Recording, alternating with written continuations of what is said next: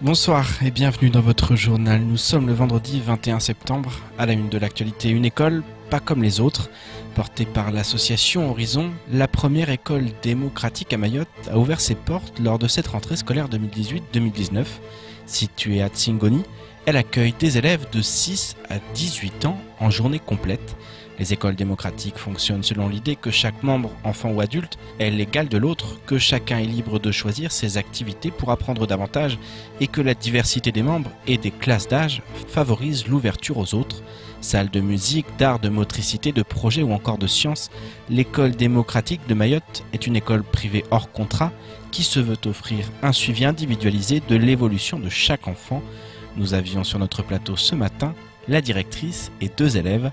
Un sujet signé Leslie Vimonet. La première école démocratique du département a ouvert aux élèves il y a un mois. Elle accueille 16 enfants et adolescents âgés de 6 à 18 ans qui apprennent ensemble au travers d'activités à la carte. La directrice de l'école nous en dit plus sur ses premières semaines de travail. Effectivement, on n'a pas de classe attitrée de niveau. Ouais. Les enfants évoluent vraiment tous ensemble au sein d'un collectif. Ouais. Et donc, ils travaillent du coup ce qu'ils ont envie de travailler. Et peu importe leur niveau, justement, c'est ce qui permet d'échanger. Et effectivement, dès la première semaine, il y a déjà des envies qui se sont manifestées. Par exemple. Par exemple, l'envie de vouloir mettre en place un jardin potager. Ouais. Donc du coup, pour ça, on a travaillé ensemble pour créer une commission potager et les enfants étudient aujourd'hui comment on va pouvoir mettre en place ce jardin, à quel endroit, etc. Donc ça, c'est un exemple. Hein. Mais parmi tant d'autres, il y a déjà des envies de passer des diplômes, comme par exemple Luna qui aujourd'hui, son souhait, c'est déjà de passer son brevet pour cette année. Donc c'est son défi de cette année. Oui. Voilà, et ça s'est très vite fait ressentir dans la semaine. Les élèves n'ont pas d'emploi du temps, pas de classe, de niveau et peuvent évoluer au rythme de leurs envies, sous forme par exemple d'ateliers. Cependant, l'école les amène vers l'acquisition du socle commun de connaissances, de compétences et de culture tel que défini par l'éducation nationale. Dans le cadre d'un atelier cuisine, parce que quotidiennement, donc il y a un groupe d'enfants qui participent à l'élaboration des repas pour qu'on puisse partager ça ensemble. Donc à travers ça, on travaille l'écoute, on travaille l'attention, on travaille également l'élaboration de recettes. Donc forcément après il y a des conséquences mathématiques sur des grandeurs, des mesures, etc. Et tout ça, c'est dans ces petits gestes de la vie quotidienne qu'on veut faire ressortir ces connaissances-là. Donc c'est pour ça que nous on se base sur un livret qui est l'équivalent du livret scolaire unique, où on répertorie le socle commun de compétences. Et donc en fonction des activités, on fait ressortir ces compétences-là. Donc ça, ce sont des choses qui vont être contrôlé. Comme tout établissement privé, de toute façon, on peut avoir une inspection de l'académie pour nous permettre aussi d'avancer correctement dans le sens pour le bien-être des enfants. Les élèves ayant suffisamment de connaissances pour prétendre au diplôme du brevet ou du baccalauréat s'inscrivent en candidat libre. Et le moins que l'on puisse dire, c'est que pour le moment, les enfants sont conquis. Avant, j'étais pas du tout. J'étais content d'être en week-end, Ouais. mais maintenant, je le suis déçu. Donc, T'es déçu d'être en week-end? Oui. Tu t'embêtes pendant le week-end? oui, Tu préfères être à l'école? oui. Luna, Ouais. qu'est-ce que tu dirais, toi, aux parents qui hésitent de mettre leur enfant encore dans cette école? Faut pas qu'ils hésitent parce que leurs enfants ils seront heureux et Ouais. que nous on veut bien les rendre heureux leurs enfants donc il faut qu'ils viennent quoi. L'association à la base du projet demande 3 600 € à l'année aux parents qui souhaitent que leurs enfants évoluent au sein de cette école, pas comme les autres. Une école qui peut accueillir jusqu'à 50 élèves et qui attend donc que 2 nouveaux membres viennent la rejoindre. Au sein de la plus grande maternité de France, l'école constitue une problématique de premier ordre. Certains parents ont plus de 5 enfants scolarisés en même temps. À ce titre, la Cour des comptes s'est penchée sur le droit au supplément familial de traitement qui est ouvert aux agents des 3 fonctions publiques. Ce dernier permet de compléter la rémunération des fonctionnaires ayant au moins un enfant. Son montant varie selon le nombre d'enfants composant la famille. Selon la Cour des comptes, alors que les collectivités et établissements mahorais représentaient en 2016 0,2% des structures bénéficiaires du supplément familial de traitement, elles ont perçu cette même année 9,9 millions d'euros, soit 19% des sommes redistribuées. Un chiffre qui fait parler au niveau national, que l'ancien président du conseil départemental a tenté de justifier. Ah. personnellement, Mais ça vous les étonne, cette montants, situation non, les montants ne me surprennent pas pour autant. Parce que, effectivement, lorsque nous avons chaque année entre 8 et 10 000 naissances sur le territoire, si on me dit que, en moyenne, certains fonctionnaires peuvent avoir jusqu'à 5, 6, 7 enfants, moi, ça va pas me surprendre plus que cela, parce qu'effectivement, lorsqu'on regarde autour de nous, dans nos villages, dans nos quartiers, on voit des familles nombreuses. Après, je rappelle également que la polygamie existe également sur le territoire.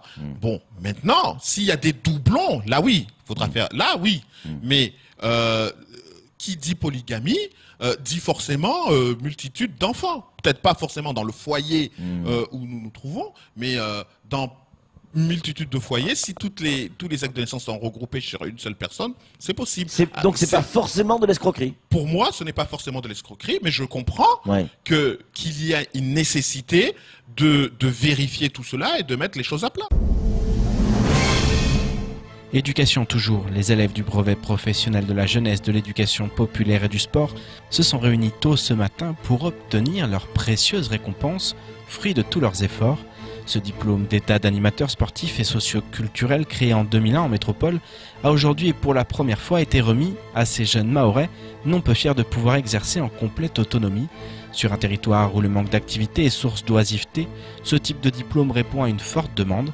Ce matin, Marion Tellier était sur place pour assister à cette remise de diplôme bien méritée. Reportage.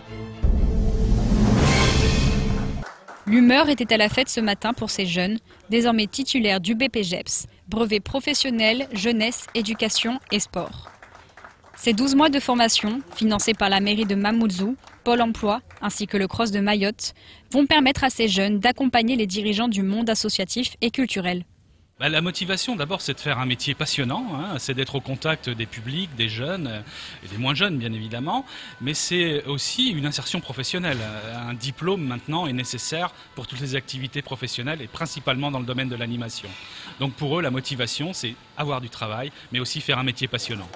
La formation avait été mise en place en septembre 2017 dans le cadre de la politique d'insertion. Elle permet notamment de répondre à une demande de personnel qualifié ici à Mayotte. Nous avons pas mal d'associations et des collectivités ici qui recherchent du personnel formé.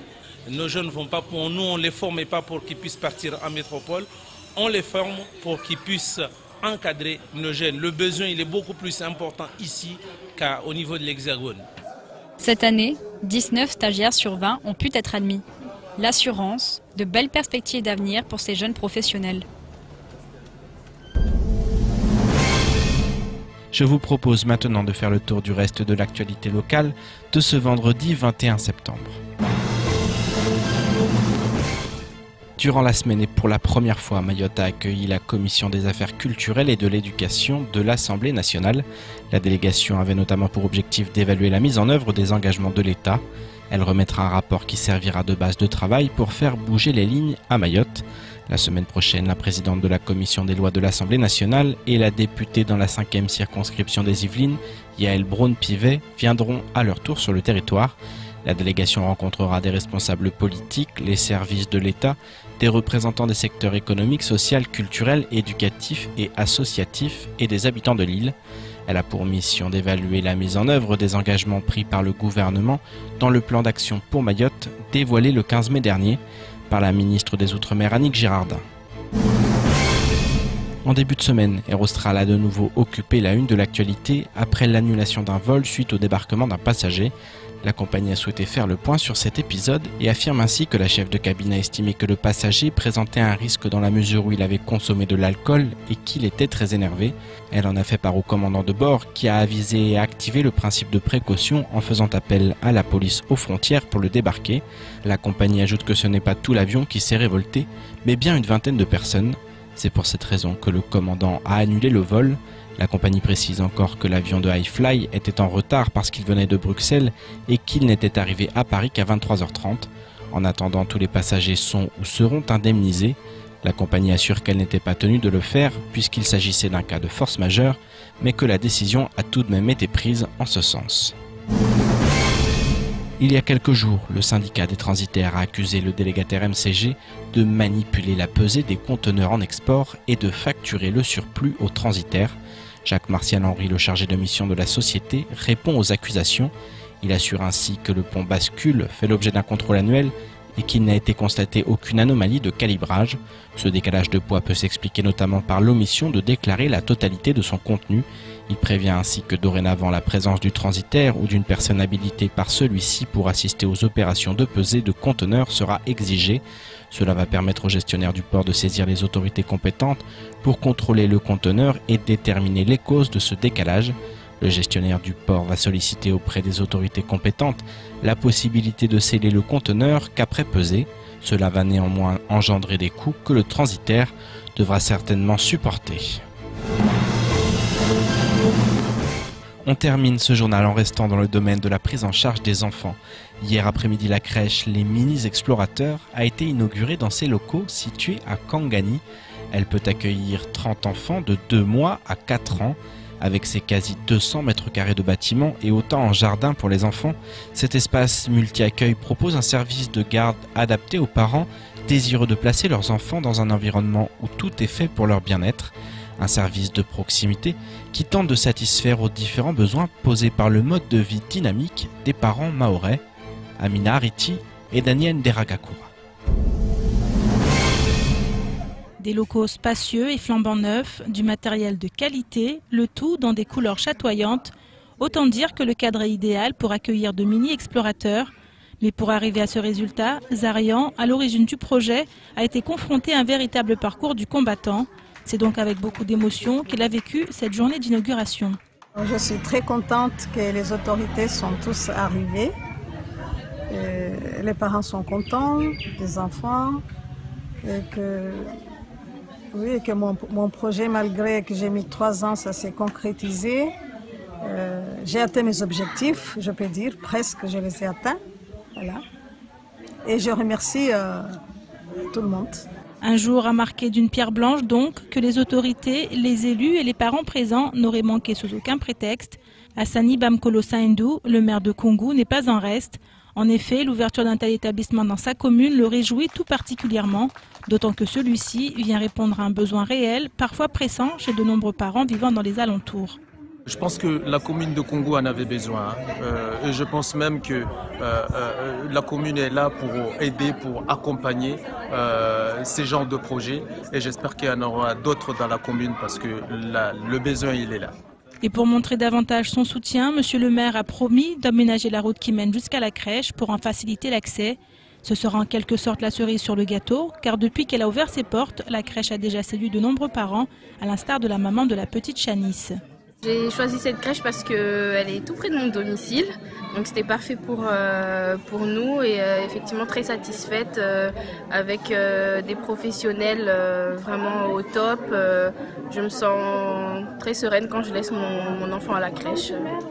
Des parents ravis et rassurés, il y a de quoi l'être en effet, puisque l'établissement n'a pas non plus lésiné sur la qualité de son personnel, du personnel qualifié et expérimenté qui veille à l'éveil et à l'épanouissement des chérubins qu'ils accueillent du lundi au vendredi.